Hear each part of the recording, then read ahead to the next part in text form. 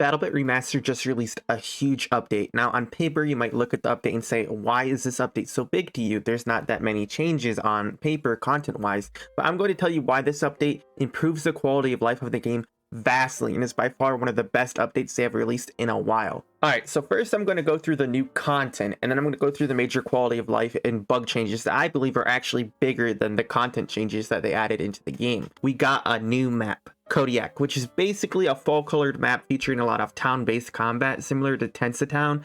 Now, unlike Town, there's a large rural gap between objectives on this map, which would be a problem if it were like the gaps on some of the other maps that are like barren deserts that you just get sniped or destroyed by artillery, vehicles, etc.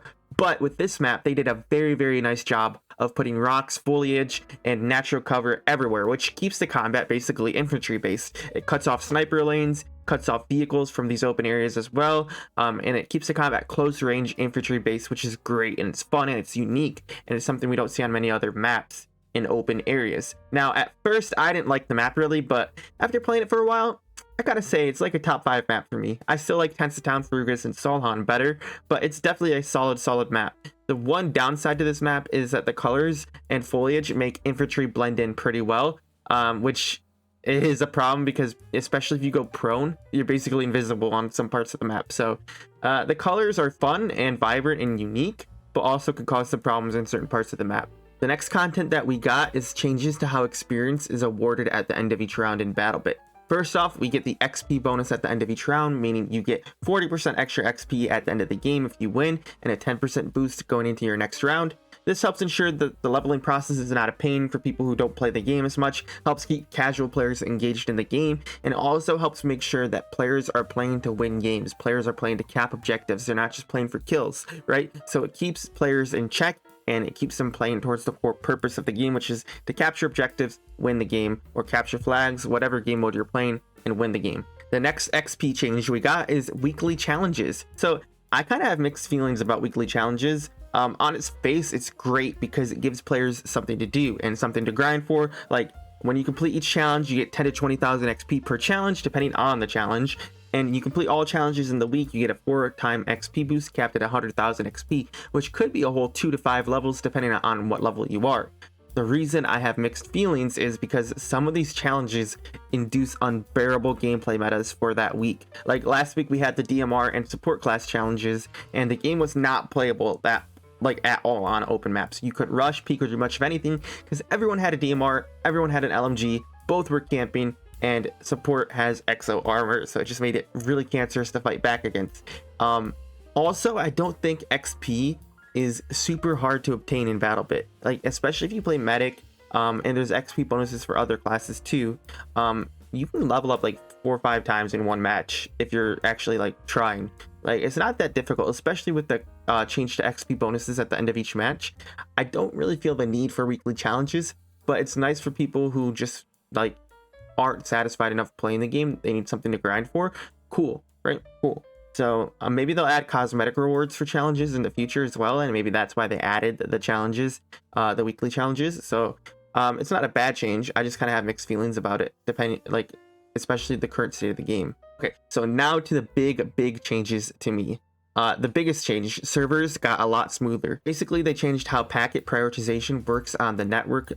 So hit registration, kill confirm, and movement, all those important things will have a higher priority on the network packets than the rest of the data, meaning that non-important stuff won't take priority over the important things, causing you to die to apparent lag and desync. Like this became a huge issue, and I found myself basically mag dumping players just to have half the hits register and they shoot me twice and I die. And those kind of things frustrate me with games. When I die and I lose to things that are not in my control, I am fine with losing to a player who's better than me, or losing because I had lack of awareness or something that I like, whatever. Like that's on me, or that's because they're a better player. I don't like dying because servers suck, or like there's something in the game that shouldn't be in the game. Those kind of things really piss me off and cause me to quit games. So I'm glad that they addressed this, and I did notice that servers were a lot more smooth last night. You will get red bars occasionally still. They do got some more work to do, but it's definitely a lot better than it was. Also, with the introduction of community servers, we can have 120 Hz servers now, which is great. So you can pick and choose your servers. If you're finding that the Battlebit official servers aren't working for you, choose 120 hertz official progression server and you'll notice a difference. Next is the collision for hardware cosmetics. Headwear will now take damage to clearly identify the hitbox of the enemies in the head. Good. Friendly icon declutter. This is very good change. So you know how your screen would get cluttered when you had like 15-20 friendlies near you, or you were just looking at a bunch of friendlies and you couldn't tell where the enemies were because there'd be blue icons behind the enemy because you had a friendly behind the enemy. Yeah, so they changed that. Basically, the farther away a friendly gets, their icon will also fade away. So your screen isn't going to be cluttered with hundreds of icons. You're going to be able to see enemies, eliminate them, and you're not going to have your friendly icons confusing the two, right? That's great. Next, they changed the map voting system. They actually changed this before the update. And this is a good change because basically it's not 100% guaranteed that the map with the most votes will be the map you get, which is good because oftentimes you find like 54% of people vote for a map, but then the rest of the people don't want that map and they're voting for something else. Or you find that 30% of people vote for a map and that map has the most votes, but really 70% of the players don't want that map and they voted for other things. It's just they split up their vote between 4 maps, so the 30% map win. Like, not anymore. There's chance based. It's like a dice roll basically. Yeah, the maps that have the higher percentage of votes have more chance to get chosen, but not always get chosen, and there's a random option as well. Next is actually change that goes unseen, but it's pretty big. They added parapet, I think they call it, what I just gonna call a barrier on a lot of rooftops. Very good change because snipers and roof campers, specifically people who like use LMGs and stuff on roofs, when somebody's underneath them close by, they have to climb the barrier and expose themselves in the open to shoot anyone close to them below. This is very good because now those pesky roof campers, if you can get underneath them, you can force them to expose themselves and then pop them, which is great. The only downside is at long ranges, like 100 meters plus, they can peek and shoot enemies that distance away without climbing the barrier, and it's a very good head glitch for them. So the only way you're going to counter them at long ranges, like, is how you would counter them with snipers and DMRs. But it's going to be a little bit tougher now to counter roof campers at long ranges, but it's going to be much easier to rush them and counter them close range. So good change. Now here's something that is a very large change, and it wasn't included in the initial notes, but it is a massive game changer. Is change to the bandage priority. Like, you know how you would go to bandage yourself, and if a friendly walked by, it would change to rezzing them or bandaging them, and it was super annoying because you would never get a bandage off and you would bleed out. Yeah, that's gone. Once you start a bandage, it will not change unless you cancel it. Very good change. You're not going to bleed out anymore because you're bleeding and you're bandaging, and then an enemy or a friendly dies in front of you and it changes to rezzing them, or a friendly who's bleeding walks by and it changes to bandaging them. Not going to happen anymore. Very good. They also fixed an issue with grenades doing damage through walls. Good, like that as well. Like, this is a very good update, and I wish they would do more quality of life updates like this. Like, the only glaring thing that I see that was left out of this update, quality of life wise, that is, like, there's a lot of things I would like to see changed in the game, like changes to how they balance weapons, all of that. The only thing that was left out quality of life wise is footstep audio. I feel like the footstep audio in this game is terrible.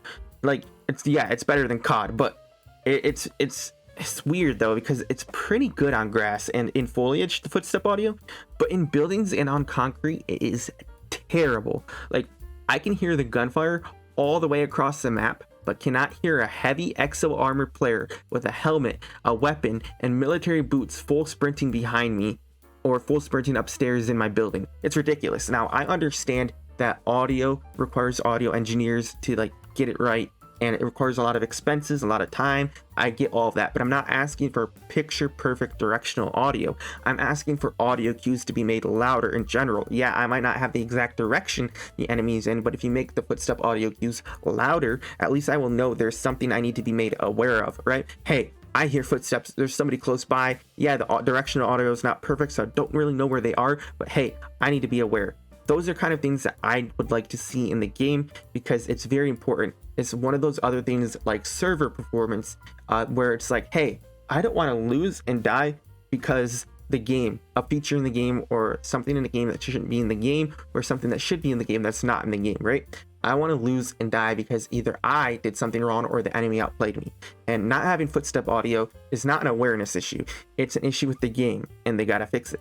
Now, in the future, like content-wise, I would like to see attachments get completely overhauled. Like you build each gun basically the same way in Battlebit. I would like to see parity in terms of attachments and how you build weapons. I'd like to see some new weapons. We were promised new LMGs months ago, and we haven't seen those yet. I'd like to see a slight SMG buff. No, I would not like SMGs to be buffed back to 50 meters. I think that was way too OP. But hey, maybe you need to nerf the MP7 a little bit, and you need to buff the range of the MP5 back to 30 meters, not to 50, but maybe 30, 35 meters. They do need it. They need a change. They need a buff. They're not viable anymore, really, at all. So I would like to see a little bit of, love to the SMGs a little bit.